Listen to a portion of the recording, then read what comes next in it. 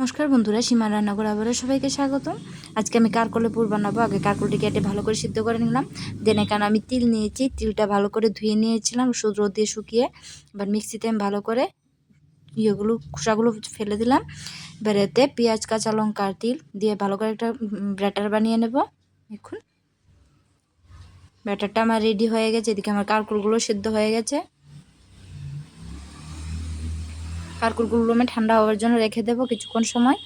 দেন আমি সবগুলো কারকলের ভিতরের বিচিগুলো সবটি বের করে দেব। কারা কারা তিল দিয়ে কারকলের পুর খেতে ভালোবাসেন আমাকে একটা কমেন্ট করে যাবেন। এবার কড়াইতে তেল দিয়ে দেব, দিয়ে কারকলের বিচিগুলো দিয়ে দেব। দেন তিলের বাটাটা দিয়ে দেব, দিয়ে ভালো করে একটু কষিয়ে নেব। নুন হলুদ দিয়ে দেব পরিমাণ মতো।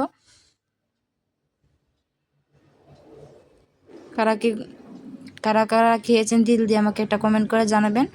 এবার আমার তিলটা কষানো হয়ে গেছে। আমি বাড়িতে একটা ডো বানিয়ে নেব। চালের গুঁড়া নিয়েছি, নুন হলুদ নিয়েছি, দিয়ে ভালো করে একটা ব্যাটার বানিয়ে নেব। এবার কারকলের মধ্যে সবগুলো তিল দিয়ে দেব, ভালো করে চেপে চেপে দিয়ে দেব। চামচের সাহায্যে দিচ্ছি কারণ গরম।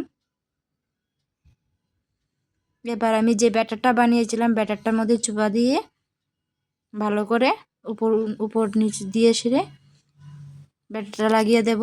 দেন কড়াইতে দিয়ে দেব।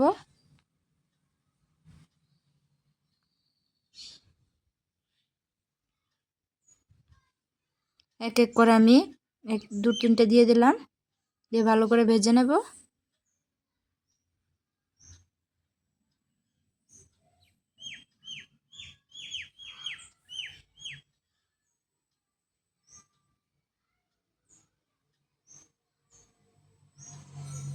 দেখুন হয়ে গেছে আমার ভাজা। কিরকম লাগছে অবশ্যই জানাবেন বন্ধুরা। ভালো লাগলে একটা লাইক করে দেবেন। ধন্যবাদ।